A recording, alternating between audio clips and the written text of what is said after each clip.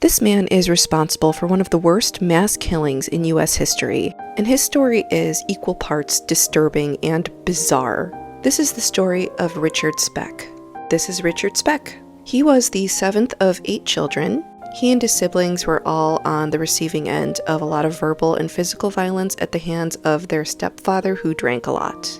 Richard Speck started drinking at a really young age, and he was a pretty poor student. He was arrested for the first time when he was 13 years old, and he dropped out of high school when he was 16.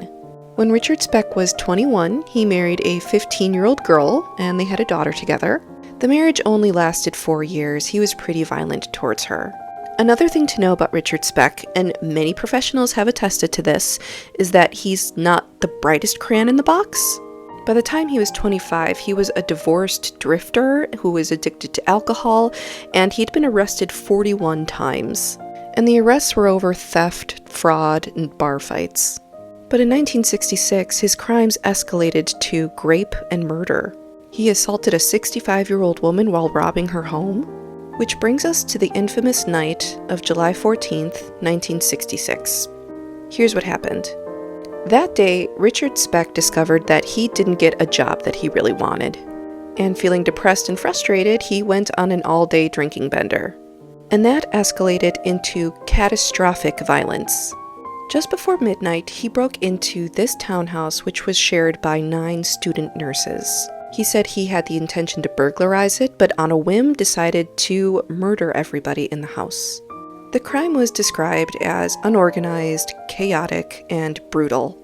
He threatened them with a gun and a knife, tied their hands with pieces of fabric, and locked them all in a room. Then he brought them out one by one to either stab or strangle them. And while he was in the middle of this crime, a couple of the women came home after their shifts, just to add to the horror and the chaos of the situation. And he wound up brutally taking 8 of these women's lives. But one woman survived. When she realized what was happening, one of the women rolled under a bed and hid there. Now, with most psychopaths, this probably would have been a fairly fruitless plan, but this is Richard Speck we're talking about, and he's a dipshit, because he just lost count of how many people were in the house. This poor woman stayed under the bed for hours until the sun came up to make sure that Richard Speck had left. Then she freed her hands and called the police. Richard Speck went into hiding after the murders. But within 2 days, police had shown enough people the sketch based off of the survivor's description of him to identify the killer as Richard Speck. When police caught him, he tried to take his own life.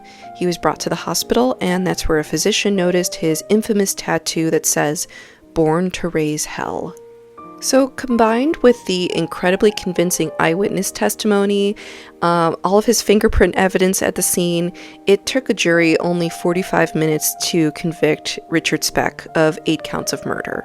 He was originally sentenced to death by the electric chair, but that was later changed in 1972 when the Supreme Court found that capital punishment was unconstitutional.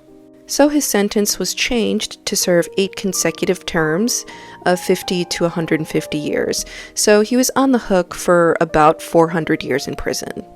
He died in prison of a heart attack in 1991 at the age of 49. No one claimed his body, so his ashes were scattered unceremoniously by prison officials. But the story doesn't end there. In 1996, 5 years after Richard Speck passed away, this video surfaces, and it is shocking. The video's fucked up for many reasons, but high level, it's him and an inmate and someone off camera, and they are very casually talking about all of his crimes. They engage in intimate activity, they're doing illegal substances, talking about how much they love prison, and it also reveals how Richard Speck was able to survive in prison. So in order to stay alive, he transformed his body.